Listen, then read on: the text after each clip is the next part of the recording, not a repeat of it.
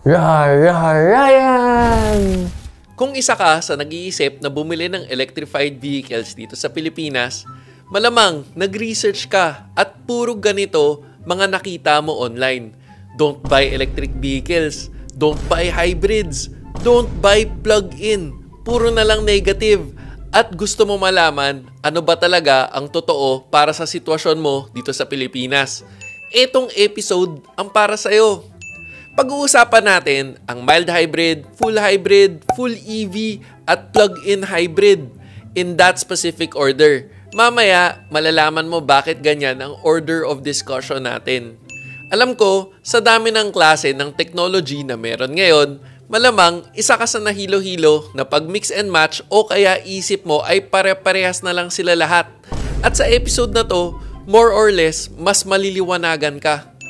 Short background muna tungkol sa atin. Isa ako sa mga early adopters ng hybrid nung nagkaroon ng mas affordable na hybrid models ang Toyota. Kumuha ako ng Corolla Cross noong October 2020 at ang main reason ko pa noon, gusto ko maging mas environment friendly at pababain ang carbon emissions ko bilang isang motorista.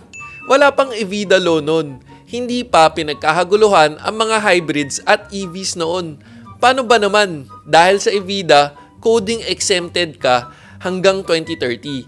At Evida law rin nga pala yung isa sa mga rason bakit naging mas affordable ang mga hybrids at EVs natin. Kasi may tax exemption.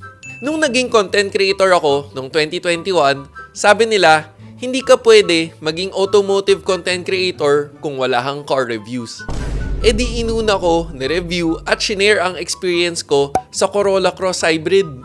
Actually, natutuwa ako noong mga panahon na yon kasi nung konti pa lang mga Corolla Cross owners noon, karamihan pala nanonood sa review ko na yon bago sila bumili. At 1 year after, sinundan ko ng episode na bakit ka bibili ng Toyota Hybrid sa Pilipinas, na kung saan ito lang ang nag-iisang episode sa buong YouTube na nag-compute ng financial return o kung may balik nga ba talaga pagdating sa pera bilang isang Toyota Hybrid owner. Tapos, ang greatest milestone ko dito ay na-recognize ng Toyota Motor Philippines ang gawa natin. Shinare pa nila sa Facebook. At tuloy-tuloy na akong nabigyan ng opportunity ng iba't ibang car brands matry ang kanilang technology. Ultimo nga hydrogen-powered cars na try na rin natin. Thank you Hyundai. Pero sa episode na to, walang bahid ng influence ng car brands dito. 'Di ba? Ang contents ko ay para makatulong sa pagbigay ng proper information sa mga viewers. Kaya don't forget to like the video and subscribe if you support my advocacy. At ito ang tunay na pinapasok mo sa mga electrified vehicles. So kung galing ka sa internal combustion engine, mapagas or diesel, one little step towards electrification, ito ang mild hybrid o MHEV. Ang mild hybrid, meron tong maliit na electric motor at maliit na battery. Medyo mahirap nga lang i-describe kasi pwedeng iba-iba ang technology nito sa bawat brand. Yung electric motor na to na sinasabi kong maliit, pwede itong gamitin as starter generator, initial panulak from complete stop, or pang-assist for extra power. Tapos ang claims kapag mild hybrid, may savings daw ito ng 2 to 10% fuel economy. Pero wag ka masyadong mag-expect ka.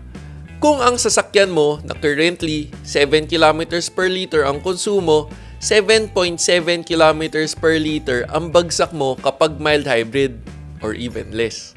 Imagine mo na lang, sa gastos mo ng 1,000 pesos para sa regular gas engine, dito sa mild hybrid, 900 or more pa rin ang gastos mo. Kaya mild lang. By the way, madaming pangalan ang mild hybrid. Minsan, tawag pa nga dito, smart hybrid, power assist hybrid, battery assisted hybrid. Dami, no? Pero ang common differentiator nito sa iba, may auto start stop button siya na pwedeng ma-off ang feature na ito. Kaya kapag may ganito, kahit naggaano pa kabongga ang pangalan na hybrid na yan, more or less, mild hybrid yan. Next on the list, full hybrid o HEV. Kung nag-google ka at nagtataka bakit may FHEV at HEV na parehas nagre-represent ng full hybrid, tapos baka nasa isip mo, Mga full hybrid ang nagpapagulo kasi gumagamit sila ng kung ano-anong abbreviation o shortcut. Full hybrid naman kasi talaga ang naunang hybrid technology na nauso. Kaya sila rin ang gumamit ng HEV. Kaya ngayon, parang sila na lang rin ang nag-adjust. Kaya may FHEV. Kapag sinabi mong full hybrid, gumagamit rin ito ng gas engine at ng electric motor. Pwede ito mapa-series o parallel hybrid. Kapag series type, usually ang nagpapa-under nito ay yung electric motor only. Tapos yung gas engine naman, ginagamit as generator para sa battery at electric motor. Kapag parallel hybrid, pwedeng sabay ang power mula sa electric motor at gas engine para mapa-under ang sasakyan. Kung curious ka naman ano ang differentiator ng full hybrid, walang auto start-stop button kasi full hybrid. Automatic na ito mag-on off ng makina at mag-charge ng battery. Alam ko, sa ibang bansa, may issue ang mga full hybrids kasi minomarket sila na self-charging. Pero kung iisipin mo nga naman, walang charging port at sarili naman talaga sila nag-charge. Mas malaki ang battery kasi mas malaki rin ang electric motor na kaya mag-drive ng electric only. Ibig sabihin, hindi lang pang-assist o panulak sa pag-andar. Kaya i-drive ang sasakyan gamit ng electric motor only. By the way, kung curious ka sa actual numbers ng fuel consumption ng mga full hybrids, doble ang fuel economy nito sa usual gas engine. So kung sa 1,000 pesos na gastos mo sa gas every week sa pagpapa-full tank, magiging 1,000 pesos pa rin ang gastos mo sa pagpapa-full tank, pero every 2 weeks. Para bang 50% off sa gamit mo ng gas. Pagdating naman sa electric vehicles o sa mga BEV, pansin mo, walang ibang terminology. Bihira ka makarinig ng full EV kasi understood na electric powered lang talaga ang mga EV. Walang gas engine. Electric motor lang ang nagpapaandar nito at kumukuha ito ng power mula sa battery. Kaya BEV o Battery Electric Vehicle ang kategory nito. So kapag naka-EV ka na, charging plug ng hanap mo, parang cellphone, hindi na fuel pump. Tapos, imbis na ganito ang itsura ng loob ng lid, ganito na. At ngayon, malamang ito na ang pinakahinihintay mong tanong na sana masagot, kung talaga bang nakakatipid ka sa EV. Short answer, oo. Medyo komplikado nga lang ang pag-compute nito kasi kumpara sa dating kilometers per liter ang pag-compute sa gas, ngayon kilometers per kilowatt hour na. Tapos nagpa-fluctuate pa ang presyo ng fuel natin dito sa Pilipinas. Kaya mahirap mag-compute ng comparison sa gas and electric vehicle. Pero to cut the story short, base sa mga EVs na na-testing natin at nung mga panahon na sinipag ako mag-compute, mga nasa 25 to 30% naman ang gastos nito kumpara sa regular gas na kotse. Kaya kung ang dati mong gastos na 1,000 pesos ulit kada linggo, magiging 250 to 300 na lang ito kapag EV. Minsan, libre pa nga kapag makachamba ka ng mall na may libreng charging station. Pero take note, presyong chinarge mo to sa bahay. Kasi kapag public, fast charger, mas mahal. At ang sinadya kong ihuli sa listahan, plug-in hybrid. Feel ko kasi kailangan ko ma-describe muna ng mabuti ang full hybrid at electric vehicle. Kasi ito naman ang hybrid ng hybrid at ng EV. O para bang kapag pinag-combine silang dalawa. Kapag nakita ka ng kotse na may fuel filler at charging port, matik ng plug-in hybrid yan. Pagdating naman sa everyday gastos, medyo tricky kasi gitna ka ng hybrid at ng EV. So imagine mo na lang kung EV ka lang parate, EV ang tipid mo. At kung gumagamit ka ng gas, hybrid numbers naman.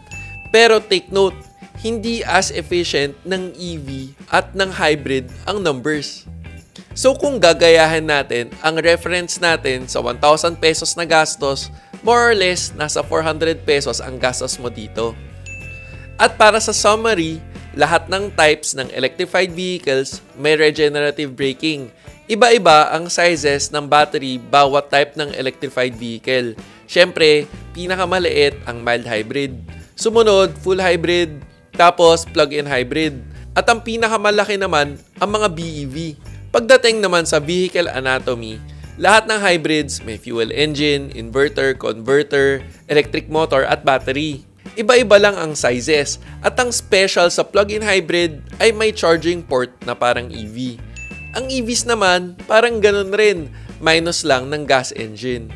Kung ikaw, ano ang pipiliin mo tapos mapanood tong episode na to? Gusto mo ba ng hot take ni Real Ryan tungkol dito? Gusto ko mabasa ang opinion mo sa comment section. Baka ma-feature pa, comment mo sa next video. Kung nakadagdag info tong episode na to sa'yo, please don't forget to like the video. At kung hindi ka pa nakasubscribe, baka naman, para updated ka sa mga relevant car-related videos. Sana nakatulong. O teka, pag may nakalimutan man ako, comment down below. This is me, Real Ryan, bringing you real talk, real experiences, and real reviews. Don't forget to subscribe, like, and click the notification bell. Thank you for watching. Peace.